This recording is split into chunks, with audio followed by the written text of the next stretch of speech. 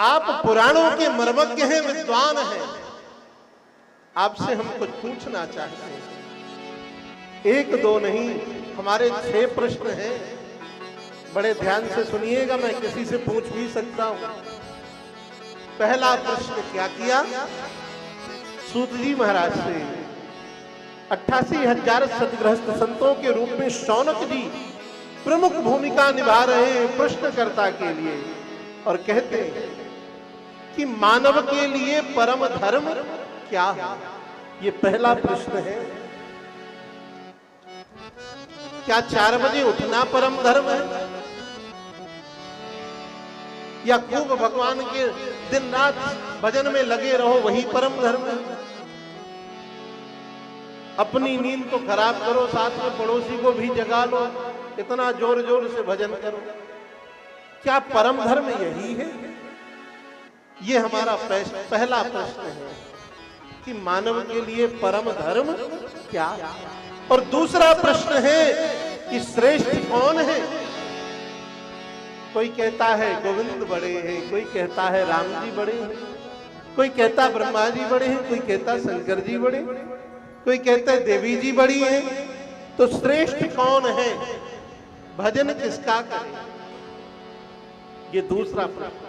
और तीसरा प्रश्न है कि वेद में परमात्मा का नाम अजन्मा है, तो वह परमात्मा जन्म कैसे लेता है? और चौथा प्रश्न है कि भगवान के अवतार कितने हैं? कोई कहता 10 अवतार है, कोई कहता 12 अवतार है। भगवान के मूलतः अवतार कितने हैं? पांचवा प्रश्न है कि वक्ता कौन सा श्रेष्ठ है? और छठवां प्रश्न है कि जब भगवान अपनी लीला का संवरण करके इस धराधाम का परित्याग करके स्वधाम को गए, तो फिर पृथ्वी किसकी शरण में गई? ये हमारे 6 प्रश्न हैं। कृपा करके आप इन 6 प्रश्नों का उत्तर दीजिए महाराज। सूत जी ने उन संतों के प्रश्नों को सुना तो गदगद हो गए। सूत जी ने कहा कि आपके प्रश्न तो बड़े सुंदर हैं, पर इन प्रश्नों का उत्तर देने से पूर्व मैं अपने गुरुदेव का स्मरण करना चाहता हूं। देखो, बिना आचार्य चरणों की कृपा से, बिना गुरु की कृपा से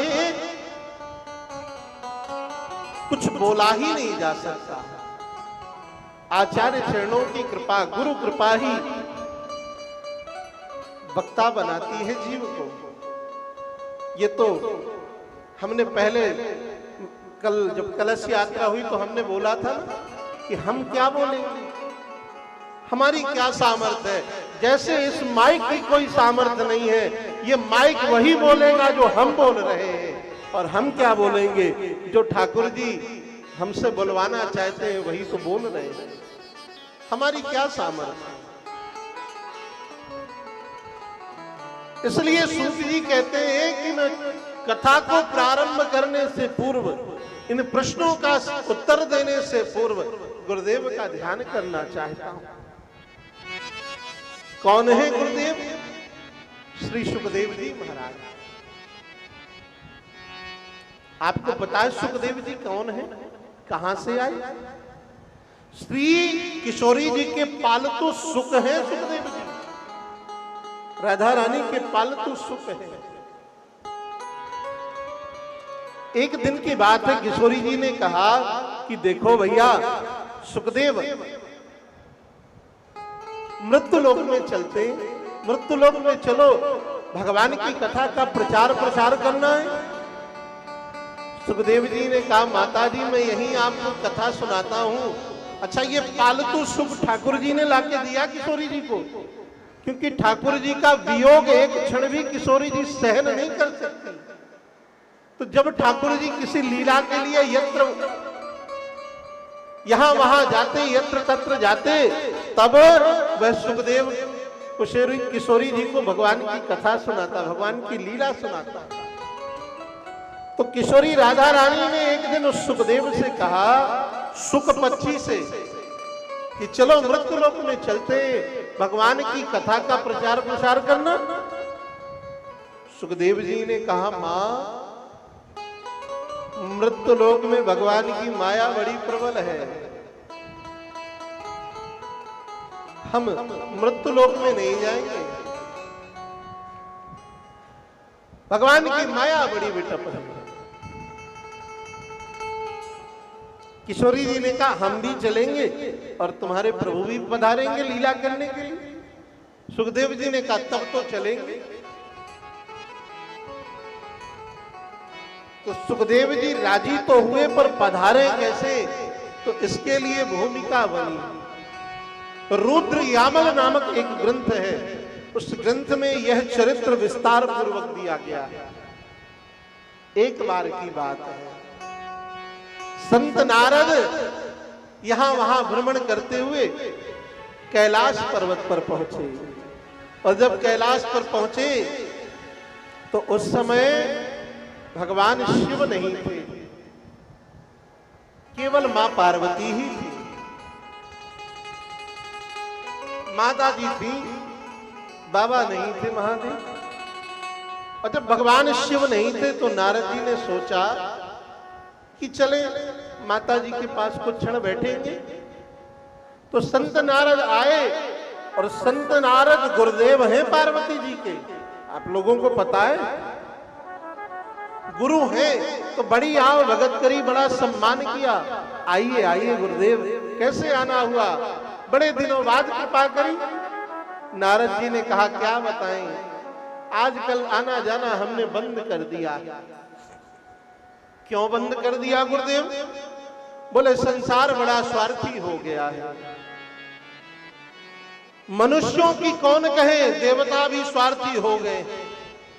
और गोस्वामी जी तो कहते हैं कि सुर नर मुनि सबके यह रीति, सुर नर मुनि सबकी यह रीति, सुर नर मुनि सबकी यह रीति, स्वार्थ लागी करे सब प्रीति, स्वार्थ लागी करे सब प्रीति, सुर नर मुनि सबकी यह रीति, सुर नर मुनि। सुर नर मुनि सबकी यह रीति, सब स्वार्थी हो गए, इसलिए कहीं आना जाना कम कर रखा। पार्वती जी ने कहा, नहीं नहीं, मेरे स्वामी जी तो बड़ा प्रेम करते हैं। बोले, संसार में कोई किसी से प्रेम नहीं करता, सब अपने आप को प्रेम करते हैं। ना पति पत्नी से प्रेम करता, ना पुत्र पिता से प्रेम करता, सब अपने स्वार्थ का प्रेम है। पार्वती जी ने कहा, मेरे भगवान शंकर तो मुझसे बड़ा प्रेम करते हैं। अच्छा, नारद जी ने कहा, अच्छा बड़ा प्रेम करते हैं? बोले, हाँ गुरुदेव, स्वामी जी ने गोपनीय से गोपनीय बात बता रखी है मुझे। क्या क्या बता दिया गोपनीयता में? बोले, अपना गुरु मंत्र भी मुझे बता दिया उन्होंने। अच्छा, तब तो भगवान शंकर ने यह जरूर बताया होगा कि भगवान महादेव के गले में जो मुंड माल है वह माला किसकी है?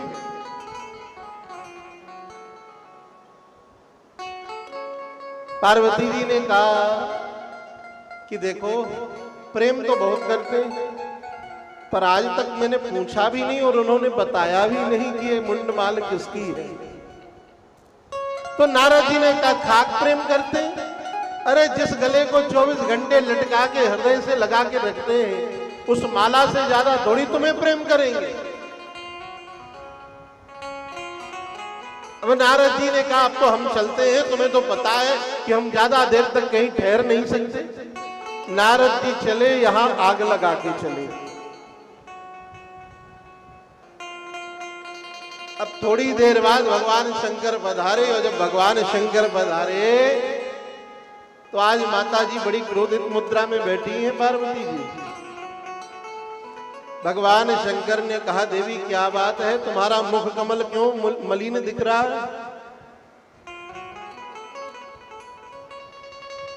पार्वती जी ने कहा, आप तो बड़े कपटी हो, आप बड़े कपटी हो। शंकर जी ने कहा, कपटी हम?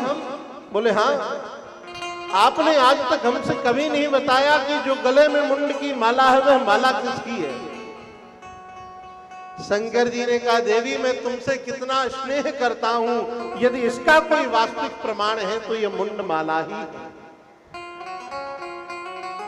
ये तुम्हारे मुंडों की ही माला मैंने धारण कर रखी है। अच्छा, तो मैं इतने बार शरीर का परित्याग कर चुकी और आप एक बार भी नहीं मरे? शंकर जी ने कहा, हम एक बार भी नहीं मरे। ऐसा क्या आपके पास है जिसके कारण आप का कुछ नहीं बिगड़ा? तो भगवान महादेव ने कहा, हमारे पास भगवान की मंगलमयी कथा है, अमर कथा है। पार्वती जी ने कहा, हमें भी सुनाओ।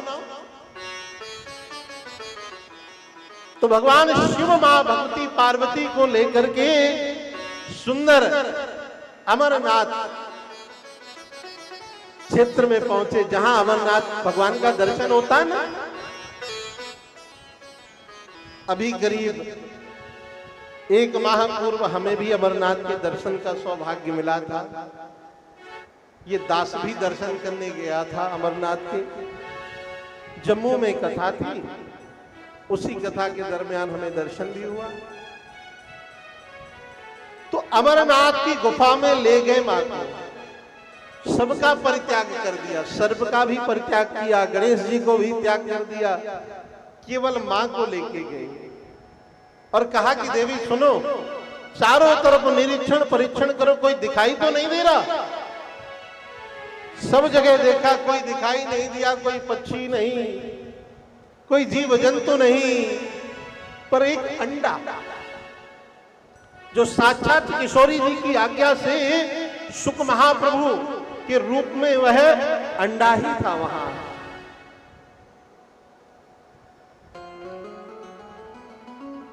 पार्वती जी ने सोचा ये तो अंडा है, इसमें जीव थोड़ी है, और है भी तो अंदर है।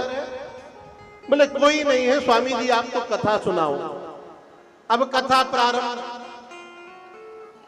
तो 5 दिनों तक तो माता जी ने बड़े भाव से कथा सुनी, और जैसे ही 6वें दिन की कथा प्रारंभ हुई तो माता जी को निद्रा आ गई।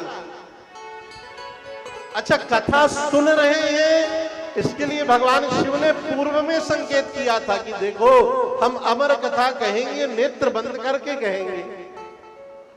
आप सुन रही हैं, इसके लिए आपको ओम शब्द का उच्चारण करना है, जिसे संस्कृत में कहते हैं ओम और हिंदी में कहते हैं हाँ। हुंकारी भरना। कथा प्रारंभ। 5 दिनों बाद मैया को नींद आई, तो जो अंडे के रूप में श्री सुखदेव महाप्रभु कथा सुन रहे थे, निरंतर 5 दिनों से उन्होंने विचार किया कि 6वें दिन की कथा में कहीं विक्षेप ना आ जाए। मां तो निद्रा में समाधिस्थ हो गई। अब अंडे से बाहर निकल करके सुखदेव जी हाँ हाँ हाँ कथा का रसपान करने लगे और श्रोता की भूमिका में बैठ गए। जब 7 दिनों की कथा पूरी हुई तो भगवान शिव ने जोर की जयकारा लगाई, बोलो वृंदावन बिहारी लाल की जय। और जैसे ही जयकारा लगी तो माता जी की नींद खुली। माता जी ने कहा, प्रभु भगवान ने उद्धव को वृंदावन भेजा, तो फिर वृंदावन जाकर उद्धव ने क्या किया? शंकर जी ने कहा, उद्धव गए भी वृंदावन, वापस भी लौट आए और अब बद्रीनाथ में निवास कर रहे हैं। सारी कथा तो हमने कह दी। पार्वती जी ने कहा, भगवान अपराध हो गया, निद्रा देवी सताने लगी। और देखो कथा में निद्रा देवी विशेष रूप से सताती है। प्रेम से बोलो राधे राधे। एक ही यजमान जी थे, हमारे कथा करा रहे थे। जब कथा प्रारंभ हो तो दिन भर तो व्यवस्थाओं में थके रहते थे बेचारे, और जैसे ही कथा प्रारंभ हो तो बढ़िया कमर से टिकने का एक खंभा खोजते और उसी खंभे के आश्रय में बैठते, और जैसे ही बैठते तो महाराज ऐसी नींद आती, बोले महाराज नींद की गोली खाते तब भी नींद नहीं आती, पर पता नहीं आपकी कथा में कौन सो जादू है कि कथा में बैठते ही निद्रा देवी ही ऐसी जोर की आवे कि पूछो ही नहीं। सो ऐसा लगे महाराज की ये कथा चलती ही रहे और हम नींद लेते ही रहे। हमने कहा जय जय, आपके नींद के चक्कर में हमारी नींद चली जाएगी। इसलिए कथा में नींद तो आती है, कथा का वैशिष्ट है ये। पार्वती जी को नींद आई, सुखदेव जी ने कथा सुनी। 7 दिनों के बाद कथा की पूर्णता के बाद देखा, माँ ने बताया, मैंने कथा 5 दिनों तक ही सुनी तो शिव जी के मन में हुआ कि फिर कथा की चोरी किसने करी, हमारी कथा को चुराने वाला कौन है। जब चारों तरफ देखा तो देखा एक तोते के रूप में सुखदेव जी दिखाई दिए।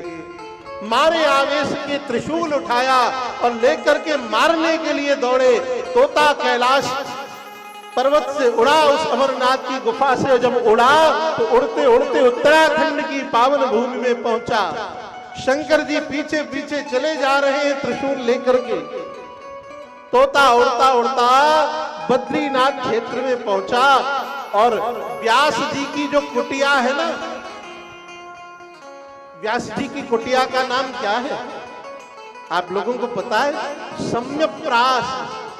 सम्यप्रास नामक जो कुटिया है, उस कुटिया के बाहर व्यास जी बैठकर नाम जप कर रहे हैं, और अंदर उसी समय वित्तिका देवी को जमुहाई आई, उवासी आई, तो वह सुख रूपी जो पक्षी उड़ करके आया था वो मुख से वित्तिका देवी के प्रवेश कर गया और उदर में जाकर स्थिर हो गया।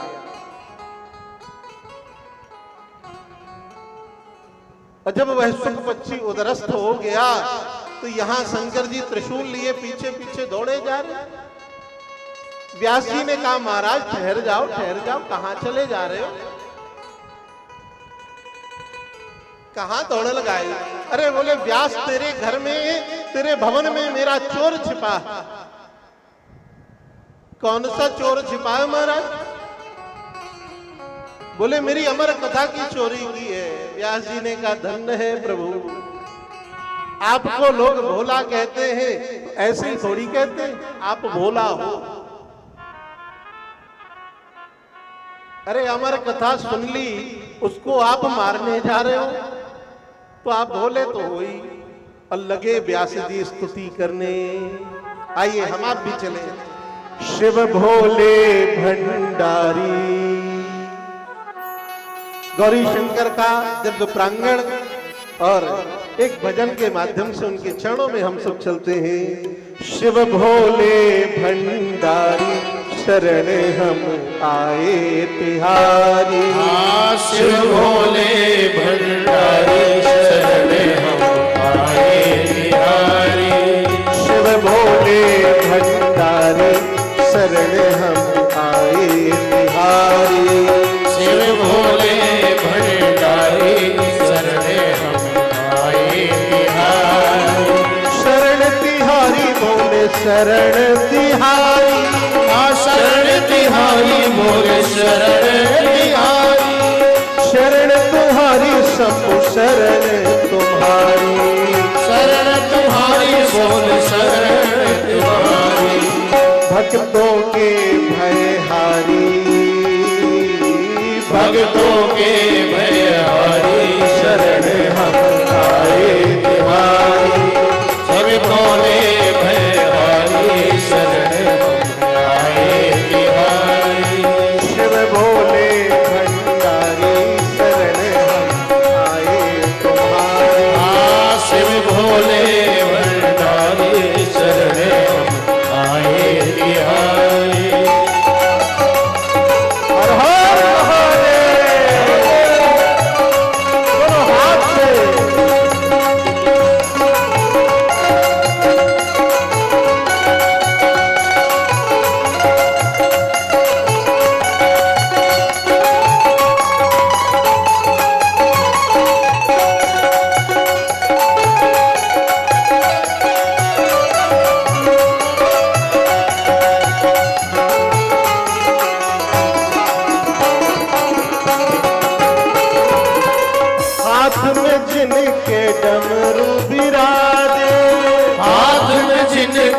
डमरू विराजे, माथे जिनके चंदा साजे, माथे जिनके चंदा साजे, हाथ में जिनके डमरू विराजे, हाथ में जिनके डमरू विराजे, माथे जिनके चंदा साजे, माथे जिनके चंदा साजे, और नंदी बैल सवारी शरण नंदी बैल सवारी शरण हम आए बिहारी, नंदी बैल सवारी शरण हम आए बिहारी, शिव भोले भंडारी शरण हम आए तिहारी, रखियो लाज हमारी,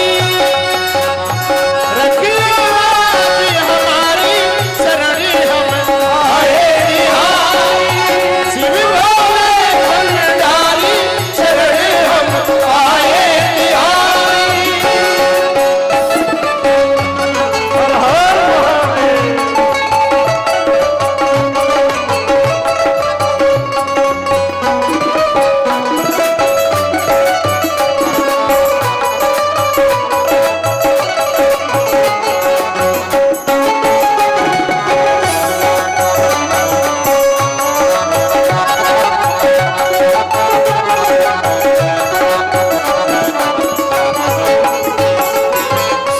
और बाघांबर तेरे अंग पे सोहे, बाघांबर तेरे अंग पे सोहे, बाघांबर तेरे अंग पे सोहे, बाघांबर तेरे अंग पे सोहे।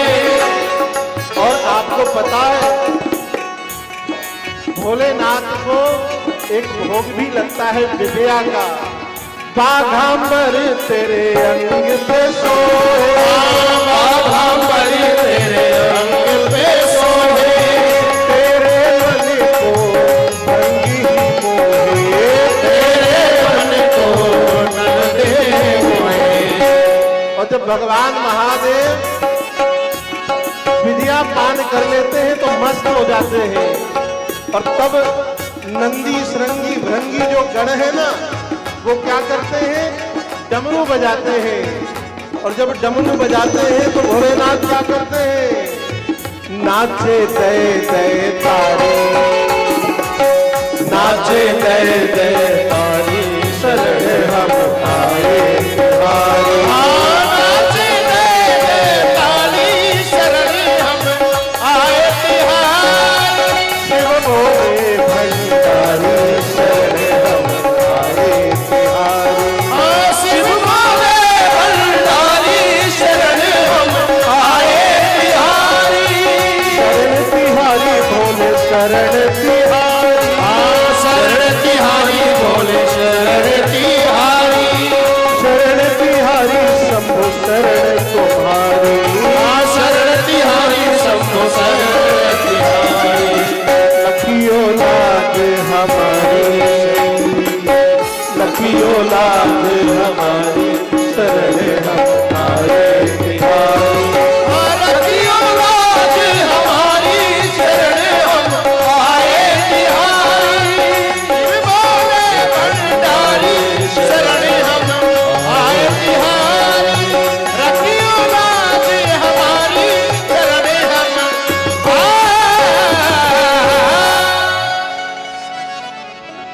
बोलो शंकर भगवान की इस प्रकार से व्यास जी ने बार बार प्रार्थना करी, तो अंत में भगवान शिव वापस लौट आए। और जब वापस लौटे तो यहाँ श्री सुखदेव महाप्रभु ने वित्तिका देवी के गर्भ में कितने वर्षों तक वास किया? 12 वर्षों तक। मात्र गर्भ से वेद स्तुति होती, वेदांत के मंत्र, उपनिषदों के मंत्र सुनाई देते। वित्तिका देवी ने विचार किया कोई विद्वान महाभाग है, कोई सामान्य बालक नहीं है। व्यास जी से कहा, देखो इसे कहो ना बाहर आ जाए। व्यास जी ने आकर के कहा, बेटा बाहर आओ, आपकी मां को बड़ा कष्ट है। सुखदेव जी ने कहा, पिताजी बाहर नहीं आएंगे। क्यों? बाहर भगवान की माया बड़ी प्रचंड है। माया क्या है? मां माने नहीं, या माने जो है वही है माया।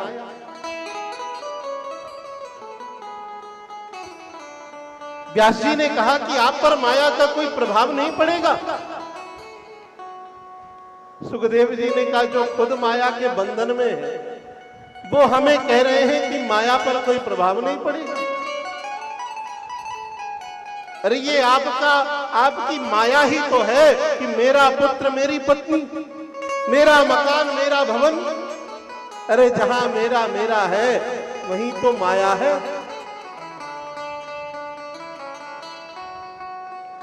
भगवान ने लक्ष्मण गीता में, रामचरितमानस में, जब निषाद राजगुह के समय लक्ष्मण जी ने निषाद राजगुह को उपदेश किया है, लक्ष्मण गीता कहते हैं, वहां पर भगवान ने बताया है, मैं और मोर तोर तय माया, मेरा तेरा यही तो माया। पिताजी आप पर भी माया प्रभावित है। व्यास जी ने कहा, फिर कैसे बाहर आओगे? बोले, हाँ, मायापति यदि आकर कह दें कि तुझ पर मेरी माया को कोई प्रभाव नहीं होगा, तब मैं आ सकता हूं।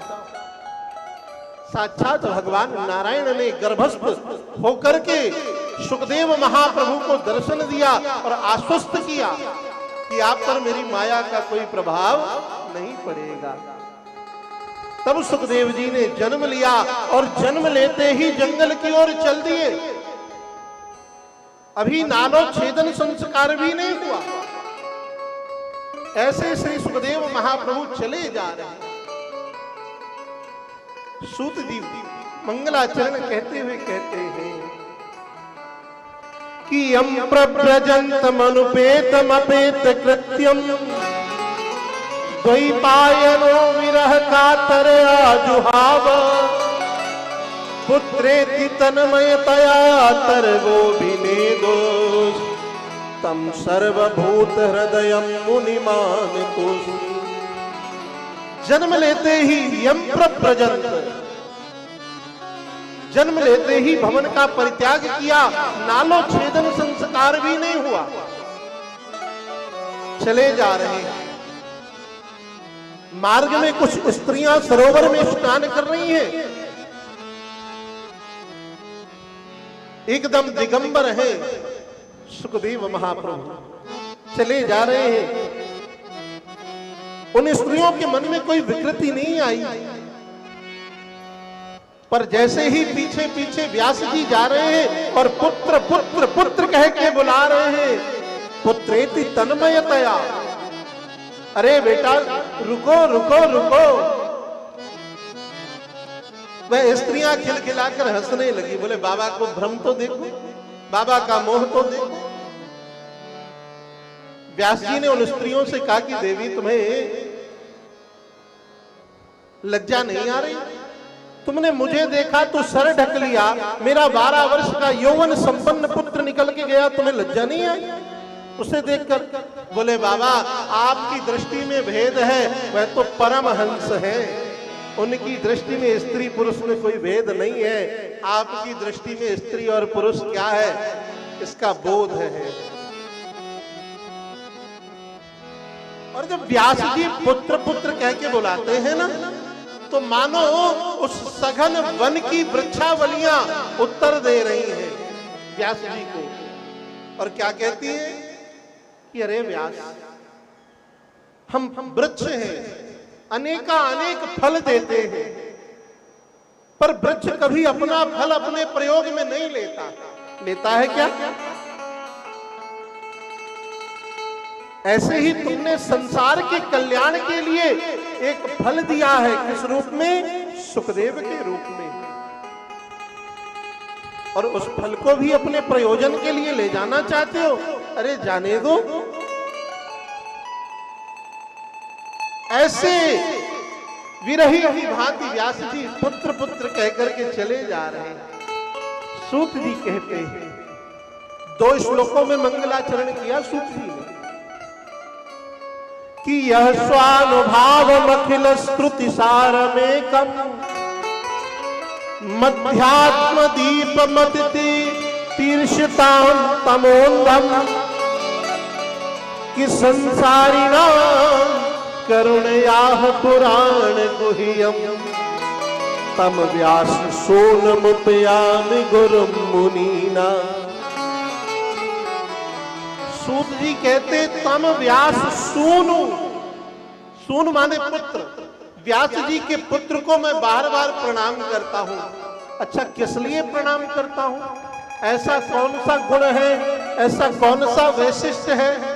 ध्यान दें, यह स्वानुभाव अपने स्वभाव के कारण या अपने प्रभाव के कारण, स्वानुभाव अपने स्वभाव के कारण क्या किया सुखदेव जी ने? कहे अखिल श्रुति सारमेकम, अखिल श्रुतियों के सार को एक कर दिया। और ये अखिल श्रुति के सार को एक करके क्या किया? कहे मध्यात्म दीपम, संसार के अंधकार को मिटाने के लिए अध्यात्म रूपी दीपक जला दिया। अध्यात्म दीप, देखो